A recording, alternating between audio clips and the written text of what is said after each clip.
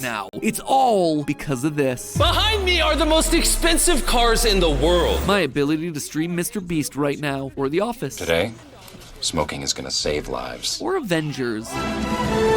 Or Bewitched. Ketchup with my oatmeal. Friends, or Breaking Bad, or Game of Thrones, or Game Theory, or Film Theory. Explain how, buddy. Hello, Internet! Welcome to Film Theory, where we're part of the problem. So, have you guys seen Mr. Beast's latest video? At this point, that's kind of a legitimate question, because despite being the #1 channel and all of his videos raking in hundreds of millions of views, there's a non-zero chance that, no, you haven't seen it. How about Ryan Trahan, Eric, Mr. Who's the Boss? These guys are consistently some of the most watched creators on the platform right now, drawing in millions of views with each upload. Are they showing up on your homepage? For a big chunk of you, I guess the answer is no. And I know this because I do actively watch their stuff, and they're not showing up for me. For some reason, their videos just aren't ones that YouTube's algorithms are recommending to me. Bet you've noticed this, right? YouTube is different this year. Recommendations feel different. Older videos are cropping up, there's more shorts everywhere, smaller creators are getting more visibility, and the things that you're being recommended are more tied to what you've searched for or watched recently. I mean, I watched the Hot Ones interview with musician Dave Grohl, and YouTube thinks I'm obsessed with drumming. I'm getting recommended drummer covers and drummer reviews and drummer lore. Did you even know that there was drummer lore? Because let me tell you, there is. Basically what's going on here is that this year has seen some massive changes on the platform, which merits a whole separate conversation unto itself. But the long and short of it is that my YouTube doesn't look like your YouTube anymore. You know what really proved this one to me? Skibidi Toilet. Seriously. True story, I was recently talking to a big room of Google's higher-ups, and I asked them if they'd ever seen a Skibidi Toilet video. You know, that insanely popular series of viral shorts that's gotten over 35 million subscribers and 12 billion views on their platform in the last 5 months alone. Not a single person in the room had ever heard of it. Regardless of whether you think Skibidi is pure gold or should be flushed down the toilet it came from, that right there, that is telling. And it's not just here on YouTube either. TikTok is really the one that started this whole trend. That's why you always hear people asking, hey, what's on your TikTok? Because in a world where algorithms are selecting what content you see, what kind of boomer shit? Am I a boomer? Niggas just say you're for you or something. I never had nobody ask me, what's on your TikTok? Yeah, that's funny. There's no guarantee that when I play this, That's suspicious. you know what I'm referring to. The good of this is that you're likely getting served content that's precisely targeted at your unique viewing habits. The bad is that fewer people are now watching the same things. And believe it or not, but watching the same things is a critical part of human survival. In short, if you've been feeling lonely or anxious or depressed or potentially all three, it's because the world has become increasingly fragmented. And on-demand streaming entertainment is a perfect representative of why you're feeling that way. So let's talk about that and also some ways that we can solve it. First, let's just get a sense of the scale that we're talking about here. Think of the biggest shows on television over the last decade. Two that stick out to me are Breaking Bad and Game of Thrones.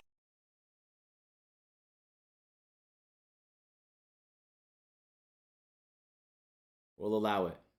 Absolute darlings of the internet. There is no doubt that these were massive deals. Breaking Bad's finale reached 10.3 million people when it originally aired. Meanwhile, Game of Thrones captured... He's right. I don't think he's right statistically, but they are huge shows, you know, but... 13.6 million, with another 5.7 million watching a rerun or streaming VOD within 24 hours. Those are incredible numbers for a modern show, and yet they're... Yeah, I would imagine The Office clears. The Office is too universal. You feel me? But I don't know what the numbers are. Nothing compared to what TV shows saw pre-streaming. For example, let's take a look at Star Trek: The Next Generation. When this show finished in 1994, how many people do you think watched the series finale? More than 31 million. A show that, at the time, was considered by many to be niche nerd content actually tapped into nearly 3 times the viewers of a modern program. And the numbers just get more insane as you look across more popular IP. 52.5 million people watched Friends as it ended. Seinfeld got a whopping 76.3 million. million viewers. I kid you not, people were literally gathered at Times Square to watch the finale together. Cheers was sent off with 80.4 million viewers, and MASH ended with nearly 106 million people, making it the single most watched broadcast in American history that wasn't a Super Bowl, a president resigning, or a moon landing. Sure, Mr. Beast can pull 100 million viewers no sweat, but that's talking global numbers across the span of a couple days, with ads that are randomly decided by an algorithm based on your tastes and randomly placed throughout the video based on how you tend to watch videos. By contrast, these massive TV moments were people all at the same time, all in the US, all watching an event unfold together in real time. It was scheduled into their lives. Streets were empty. Everyone was fed the same commercials at the exact same time. And when it ended, everyone was released as one big unit. So afterwards, when I said, "The tribe has spoken," or "What's up?" or "Eat my shorts," you got it. You knew the references I was citing and you were able to respond back in kind. It was a shared cultural lingo that you could reasonably assume most people you talk to had also been exposed to. But think about what that means in the age of on-demand video, in the age of YouTube, of TikTok and Netflix. What can you rely on people to actually know? That's just a theory? Yeah, maybe, but for as big as our channels are, we've always been niche. Like, comment, and subscribe. Sure, but it's also too broad. It's too vague. That's on everything from a beauty vlog to a locksmithing how-to. It says nothing about who you are, who we are as consumers of content. And of course, this isn't only affecting TV. Avengers Endgame was the last big cultural movie moment to happen in theaters. And now, just 4 or 5 years later, the pop culture encyclopedia has largely run dry. IP like Marvel and Star Wars were among— No, these two IPs are washed. I said it! Their best days are behind them. And it's Disney's fault. Don't mean they can't make good movies, my nigga, but it's not gonna be their best movies, bro.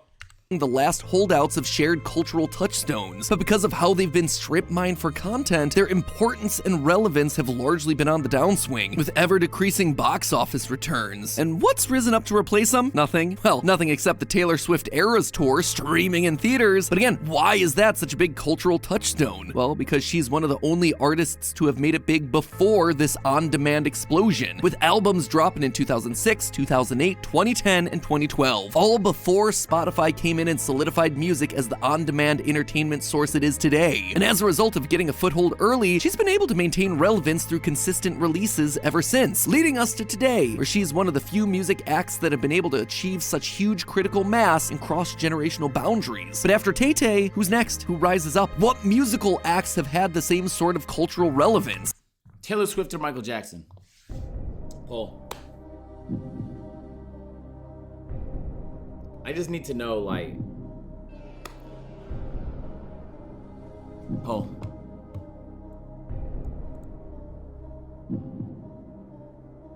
Thank God. Thank the Lord, bro. Thank God. Sometimes time does some dangerous things, bro, where it makes you forget. You know, time does that sometimes, but thank God we still have some sense. Okay, we're good.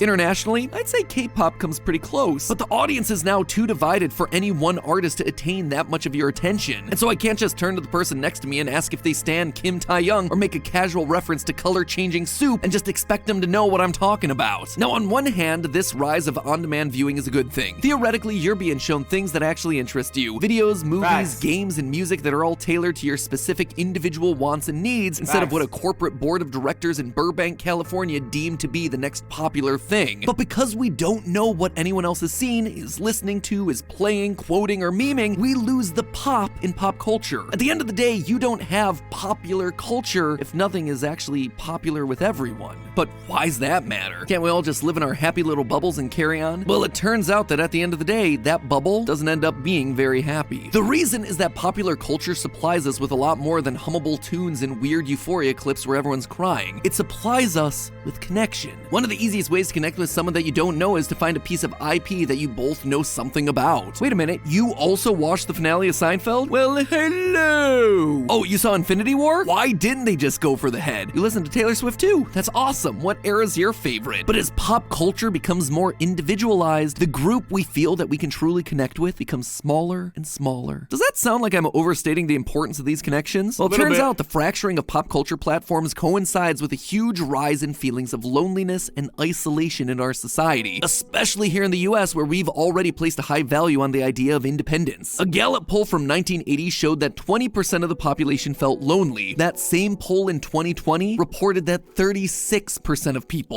more than 1 in 3, was grappling with some form of serious loneliness. Y'all niggas feel But that was lonely? 2020, right? That was the pandemic. You'd think, that loneliness continues to climb, with some studies reporting 60% of respondents feeling isolated, lonely, or struggling to make personal connections. And these And if you said yes, what do you feel like would solve it for you?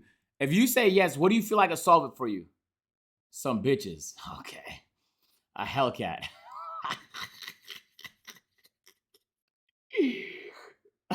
Pussy. Got you. Bitches and money. Good friends. We finally got a fucking sensible answer in here. Weight and hoes. Your happiness.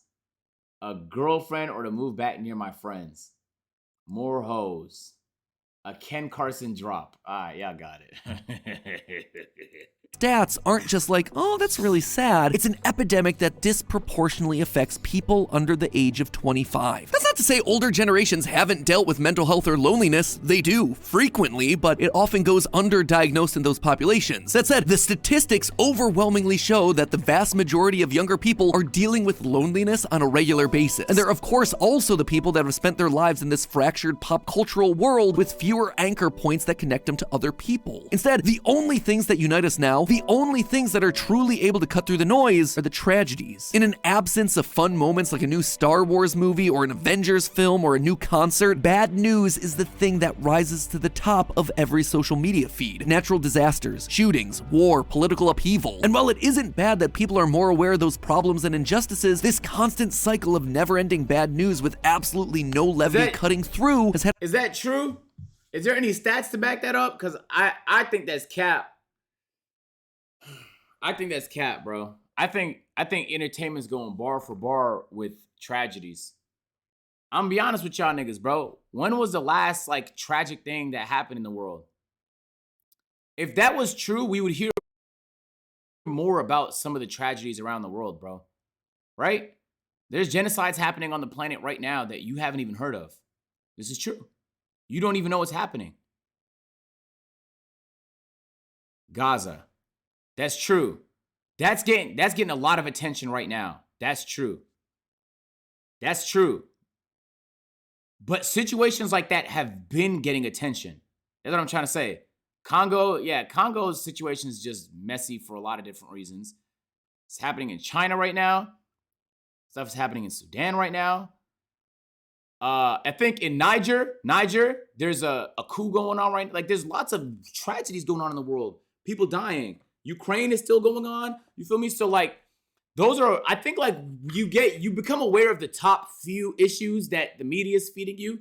But I don't know if tragedies are more viral or common in popular culture than entertainment is, because the same way you feel like everybody talks about the situation in Gaza, I feel like a ton of people also talk about things in entertainment. Like the Barbenheimer shit. That was viral, bro. Like, everybody watched one of the two, if not two of the two movies. You feel me? And even if it's not peak numbers the way it was when Seinfeld was on TV and shit like that, we all watched Endgame. We watched Infinity War. We watched these things. So I don't know, bro. I want to see if there's numbers to back that up. If it is, then, you know, it is what it is. But I just feel like entertainment didn't fall off. It's just numbers. It's like there's more diversity now in what you can watch, so the viewership is spread out a little bit more. Had a marked effect on the mental health of younger generations. But okay, I hear you saying that it's not fair to blame all our loneliness and isolation on these platforms. Like the fact that my TikTok doesn't serve me the same goalie cat clip yours does makes the world a sadder place. No, of course not. It's not only the platforms, but pop culture is part of a much bigger splintering that only looks worse the more you dig in. Pop culture obviously isn't the only way we relate to other people. There are lots of ways that people share interests and feel like we live in a society. And these ways are often listed out in various identity theories that have been made across history. Sports, religion, your job, your ethnic background, maybe your political views, any of these things might be enough to bring you together with someone else. The problem is that we're losing ground in these areas as well. All of them. For instance, looking at religious service attendance, it peaked in 1960 and it's been on the decline for the last 30 years. In fact, it dropped 10% since 2012 alone. What about our shared love of the good old US of A? Patriotism in the US has also plummeted across the last 10 years, most significantly among younger people. Damn. On top of being the prime demographic to feel lonely and isolated, young people on platforms like YouTube and TikTok are also more likely to be politically informed, and they've become cynical about their political identity. In 2016, almost 40% of people under 29 reported feeling proud to be an American, and then they hummed that lyric by Lee Greenwood. Checking back in 2023, that number is just 18%. So, okay, not really connected on religion or patriotism, but hey, you can always meet people at your job. Oh, never mind. The workplace has been completely upended in the last 5 years, just in time for Gen Z to enter the workforce and look for jobs. But maybe those jobs are remote jobs. Maybe they're in person. Maybe it's halvesies. Maybe it's the gig economy. Maybe they'll strike. And all the while, there'll be a ton of inflation, and Logan Paul is going to be telling them they should be investing in crypto. 70% of millennials and Gen Z workers are considering quitting their jobs as I speak. rated? And high percentages of Gen X workers baby, in fields welcome like back. tech and 60 months, healthcare bro. are feeling burned out due to work and finances. People's identities are no longer Stable, welcome associated back. with the place they work because people don't view those places as reliable or helpful anymore. They feel financially Daniel, hey, appreciate the fucking raid, bro. You raid in the chat. All right, my fault, bro. I'm so zoned into this video. Trying my best to not pause this bitch, bro, because otherwise I get death threats from the chat. But thank you for the raid, bro. I appreciate that. insecure and underpaid. Enough so that basically half of all Zoomers, Millennials, and Gen Xers all have themselves a side hustle. My parents, by contrast, have worked in the same job for over 40 years. So for them, their job is a core part of their identity. But for young people now, they're disillusioned with corporate culture and mostly just want to get out. So your job's not making you any positive connections these days. What then does that leave us with? Well, according to identity theory, it leaves us with things like extreme political views, or extreme viewpoints on topics like gender, or extreme stances on race. All these areas where we've historically worked to break down barriers, improve communication, and at least attempt to work together. Instead, walls are now getting built back What the fuck is this B-roll, bruh? up as we attempt to define ourselves by how we're different from the other side. The scope of all of those things goes well beyond this little old theory on the internet, but suffice it to say, these are areas where a large percent of the population also feels divided or isolated or scared and doesn't feel able to connect with those on the other side of the issue. So the TLDR is that if you feel like it's a really lonely time out there and it's bizarrely hard to make connections with your fellow humans on any basic level, you're right. We are more fractured and divided than ever everywhere we turn, and it's because the institutions around us that used to give us connection and identity are crumbling. So what then do we do? I would say, look, on the inverse, if you find, like, look, now that there's way more options, you go on Netflix, you can watch thousands of different things. You go on YouTube, Twitch, you can watch many different types of people. When you do find people that align with your interests, the connection's way better. You feel me? We didn't watch Seinfeld because it was the only thing on at 8 p.m. We both actually gave a fuck about this anime, so we both watched the shit, so it's actually a real connection. It's not just some Mickey shit. So I feel like you guys really share interests, and that should be the foundation of a friendship at the end of the day anyway. It might just be harder to find, but yeah, bro, like, you have some things you relate on. Like, me and most of my friends, we talk about basketball and stuff like that, like things going on in the NBA sometimes, you know what I'm saying? Like, so we have some similarities and shit like that, not just because we're being fed it, but because those are things we're genuinely interested in.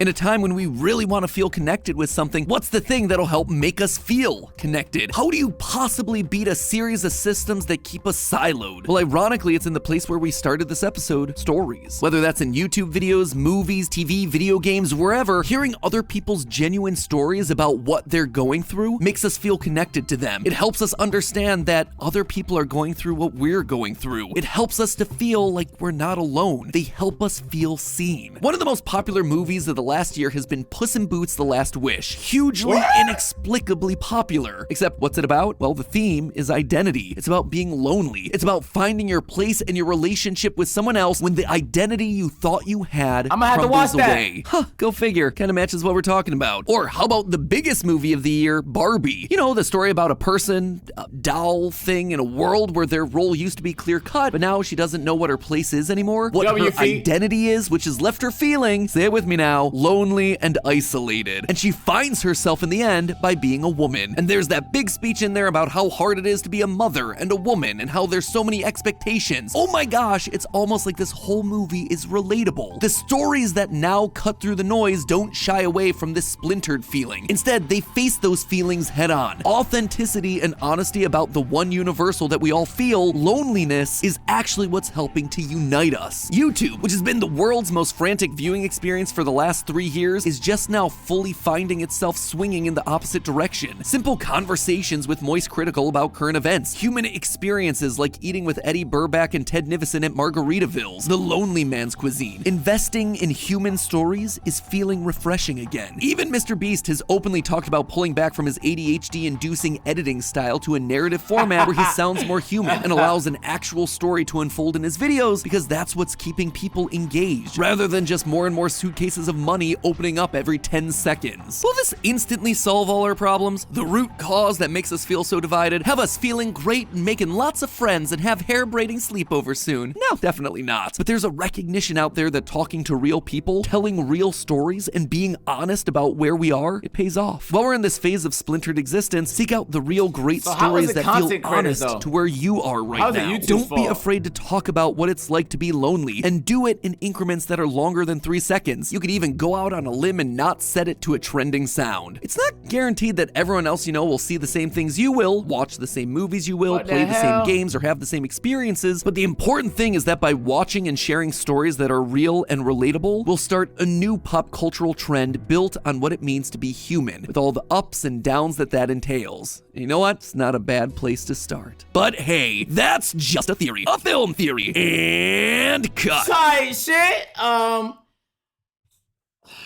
Do I agree or disagree? He said a lot of things in this video, so it's not like it was just one thing, but I don't know, bro. I feel like it's way more complicated than that. I think in all reality, like, if you just turn off your fucking phone, went outside, and chose to be a little uncomfortable, you would build so much genuine connections, but it's so much easier to go on your phone and scroll on fucking TikTok all day because you still get the same hit of dopamine, but you get that sense of, like, you just go outside, bro. There's plenty of people that's interested in conversation, and even if you get rejected by a couple people and stuff like that, bro, the most amazing moments I had in my life were when we were just doing dumb shit just to have fun with random people, you feel me?